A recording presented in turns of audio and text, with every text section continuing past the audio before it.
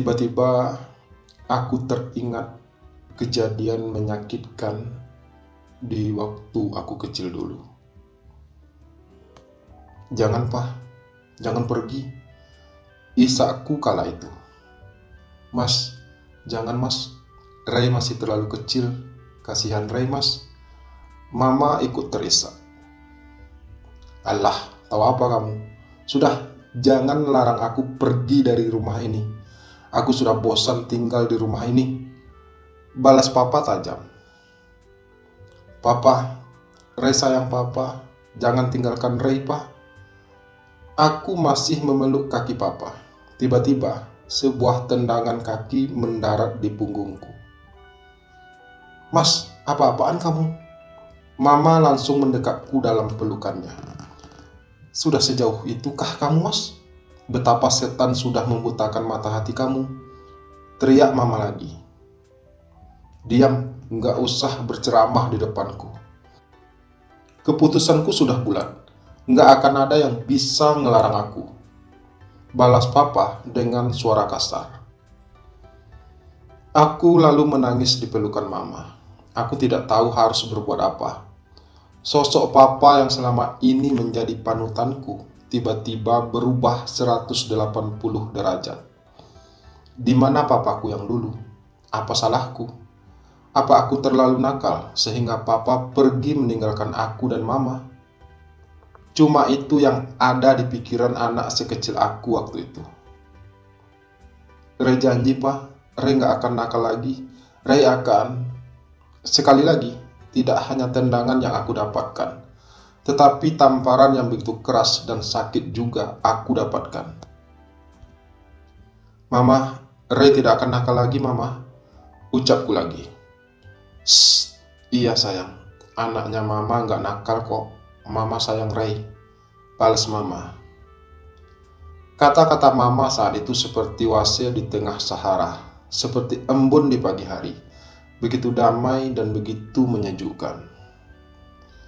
Baiklah, kalau itu yang Mas mau, silahkan pergi dari rumah ini dengan pelacur itu. Ujar Mama akhirnya kepada Papa. Dan hal itu pun terjadi. Akhirnya, Papa melangkahkan kakinya keluar dari rumah kami. Dengan air mata yang tersisa, Mama tetap mendekap tubuhku dalam pelukannya. Mama, bisakah kita melupakan seseorang? Tanyaku sambil memeluk Mama. Mama tersenyum. Tidak, nak. Kita hanya bisa mencoba untuk tidak memikirkannya lagi. Lalu Mama menggenggam jari telunjuk, jari tengah, dan jari manisku. Kemudian mengecup ujungnya, lalu menempelkannya di dadaku, sambil membalas pelukanku dan mencium kepalaku. Damai pun menyeruak seketika. Mama, engkaulah perempuan maha sempurna di muka bumi ini. Dan satu lagi, surat cerai akan segera menyusul dan Ray akan menjadi tanggung jawabmu sepenuhnya. Oh ya, segera bereskan barang-barang kalian setelah surat cerai kamu terima.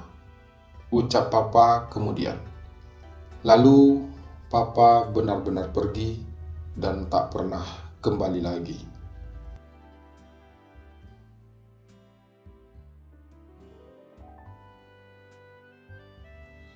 Itu adalah awal yang sangat menyakitkan bagi anak seusiaku saat itu.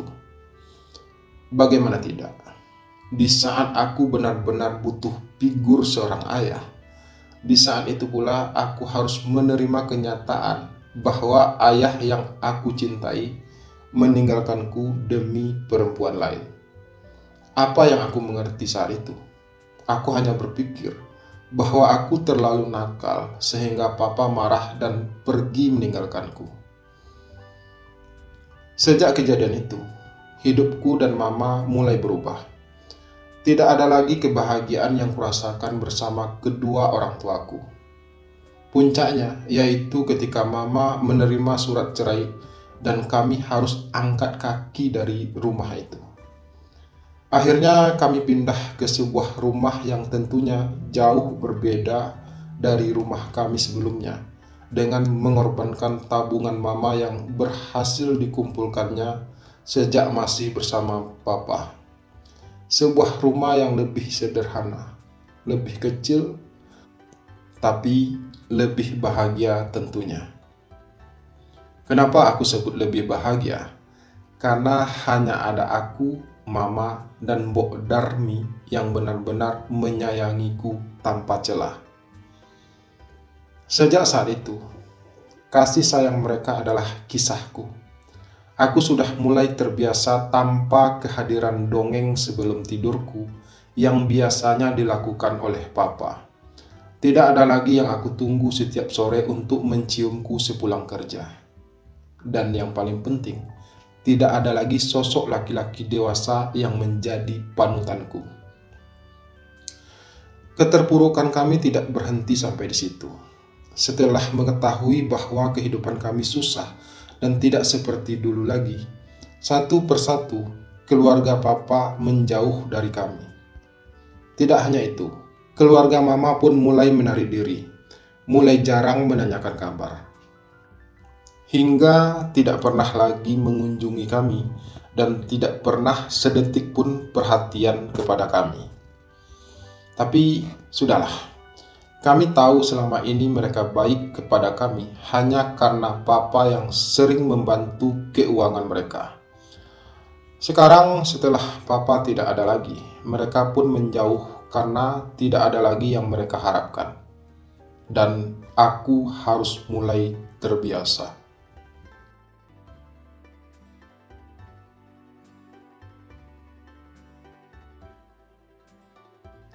Akhirnya, untuk melanjutkan hidup, mama memutuskan membuka warung makan di depan rumah kami. Setiap hari, mama dan Mbok Darmi bangun pagi-pagi, ke pasar, memasak, dan menjajakan makanan di etalase warung. Terhitung 3 minggu setelah warung dibuka, pelanggan mulai banyak yang berdatangan. Tidak hanya dari lingkungan tetangga sekitar, tetapi juga dari luar wilayah kami. Dan yang paling utama, pelanggan yang datang adalah karyawan sebuah perusahaan konveksi yang lokasinya tidak jauh dari warung kami. Jadi, tidak perlu waktu lama untuk menggait pelanggan di warung kami. Seiring berjalannya waktu, keanehan mulai kualami. Mama yang sekarang sangat berbeda dengan mama yang dulu. Ia mulai menjadi sosok wanita pekerja keras. Ia giat mempromosikan warung kami kepada perusahaan-perusahaan sebagai jasa catering bagi karyawan mereka, menerima pesanan hidangan pesta, sampai membuat kue dan dijual di warung terdekat. Jelas saja, aku semakin terabaikan. Mama juga berubah menjadi wanita yang teguh pendirian, kuat dan tidak mudah menyerah. Sebuah perubahan positif yang mungkin tidak aku harapkan. Tetapi, aku tetap bangga mempunyai sosok ibu seperti mama, wanita tangguh. Tidak ada lagi air mata di malam hari. Tidak ada lagi laki-laki lain dalam hidupnya. Tidak ada lagi bahu yang berguncang setiap menyebut nama Teddy Prawiro. Karena wanita tetaplah wanita. Mereka tidak hanya tahu bagaimana cara mencintai, tetapi juga tahu bagaimana cara menjaga cintanya.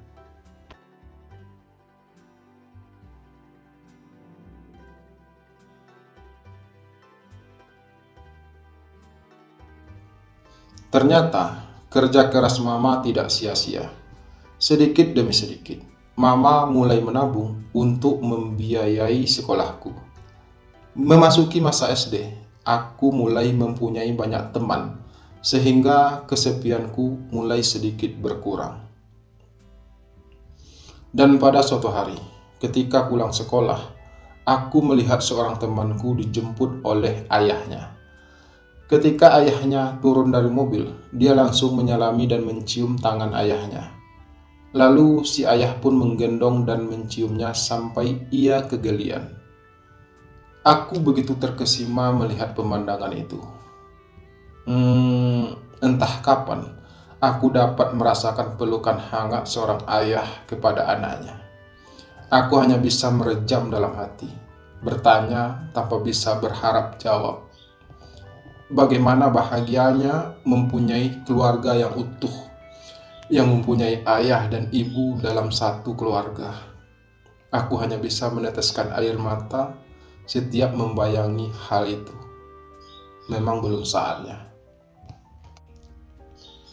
Nasib baik memang sedang berpihak kepada kami. Setelah sebelumnya sempat menghakimi Tuhan dengan mengatakan bahwa Dia tidak adil. Tapi pelajaran ke belakang memang dipersiapkan untuk berada di sini kan. Aku tahu bahwa kejadian yang telah menimpaku selama ini adalah sebuah mimpi buruk bagi anak seusiaku. Usia di mana seorang anak sedang membutuhkan kasih sayang yang utuh dari keluarga yang utuh pula. Mungkin aku belum bisa seperti mereka, mempunyai kedua orang tua yang utuh menyayangi mereka.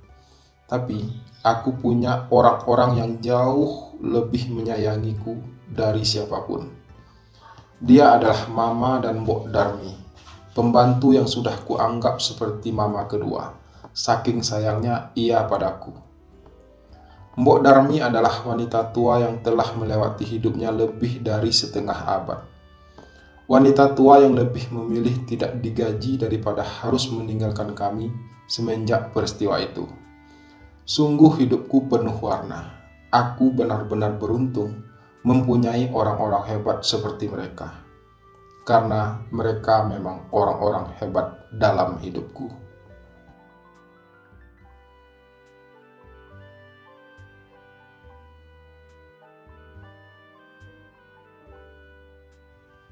Memasuki usia remaja, kelas 1 SMP, aku merasakan ada hal aneh dalam diriku. Aku seakan tidak mengenal diriku sendiri. Mengapa tiba-tiba suaraku berubah? Mengapa muncul benjolan kecil di tenggorokanku?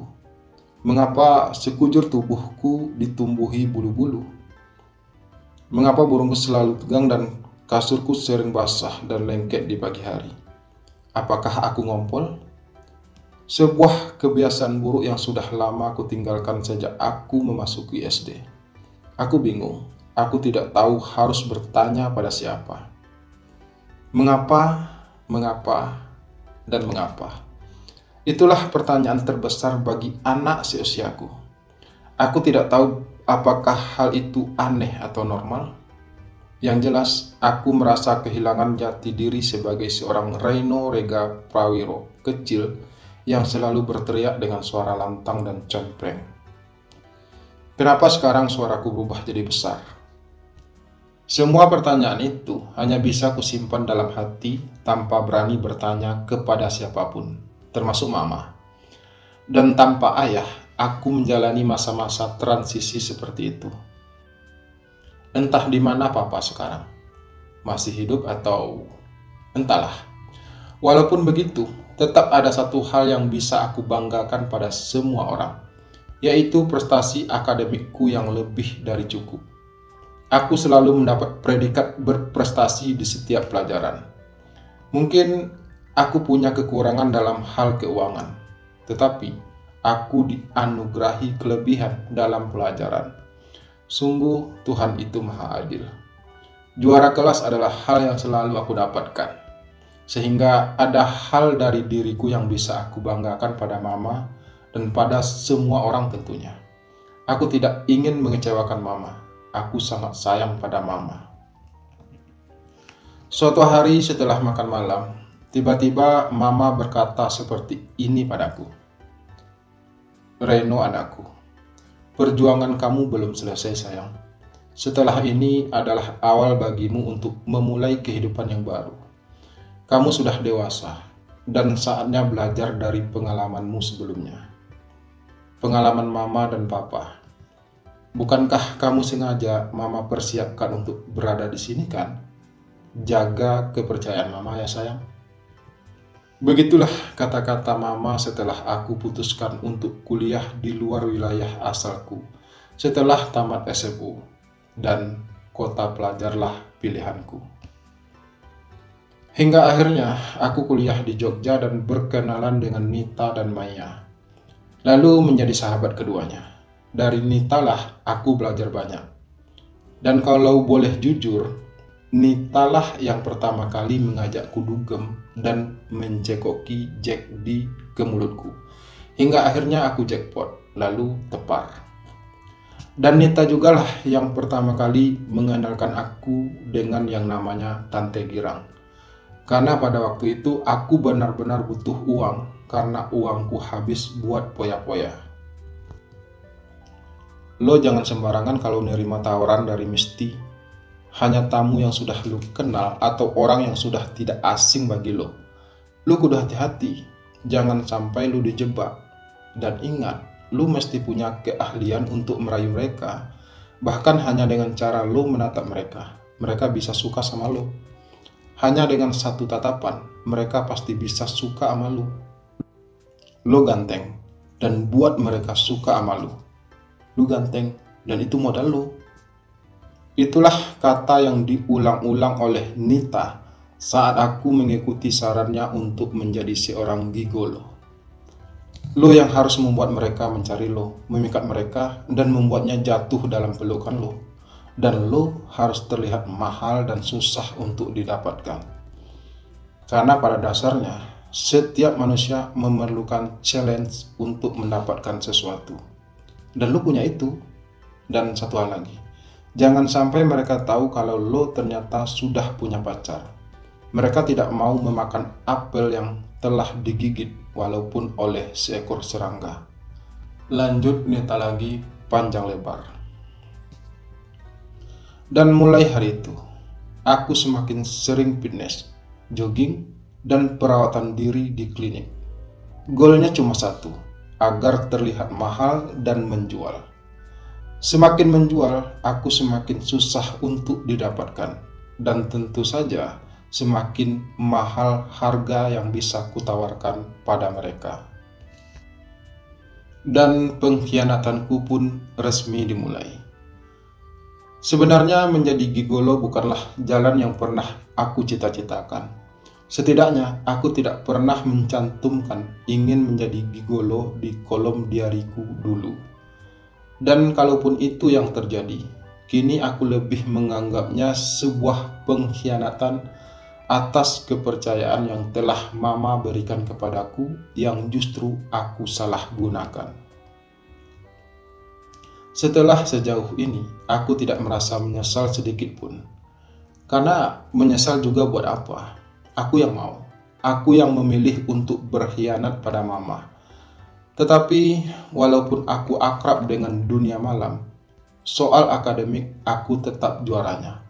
Indeks prestasiku selalu di atas 3. Bayangkan saja, pulang jam 3 pagi dalam keadaan tepar dan harus bangun jam 8 karena jam 9 ada ujian. Itu adalah hal tergila yang pernah aku lakukan. Tetapi tetap saja prestasi akademikku selalu di atas rata-rata. Karena bagiku berprestasi adalah semacam kompensasi atas pengkhianatanku kepada Mama. Walaupun itu hanya pembenaran dariku saja. Tiba-tiba aku teringat sebuah nasihat dari Mama. Kamu bisa melakukan seperti apa yang orang lain pernah lakukan, nak. Tapi kamu harus melakukannya dengan lebih baik. Do the best from the better. Mama, maafkan Ray. Bisikku tak terdengar siapa-siapa.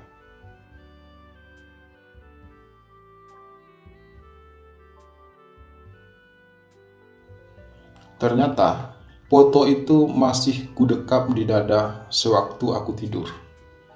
Entah berapa lama aku tertidur malam itu, dan entah berapa kali cerita pahit itu kembali mengisi mimpiku. Suatu cerita yang tidak boleh kukenang lagi, terlalu menyakitkan. Tetapi apa boleh dibuat? Foto itu terlanjur menghadirkan kembali cerita lama antara aku, Mama, dan Papa. Satu-satunya foto yang kumiliki yang telah usang kena air mataku. Dan entah berapa ratus kali aku menangis setiap melihat foto itu. Aku hanya bisa bertanya dalam hati, tanpa berani berharap jawab. Aku rindu Papa. Demi Tuhan, aku masih sayang pada Papa. Aku menganggap kesalahan Papa adalah pelajaran termahal bagiku, agar aku tidak melakukan kesalahan yang sama pada keluargaku nantinya. Dari sebuah pengkhianatan, aku belajar tentang kesetiaan. Papa, rekamen, bisikku lagi.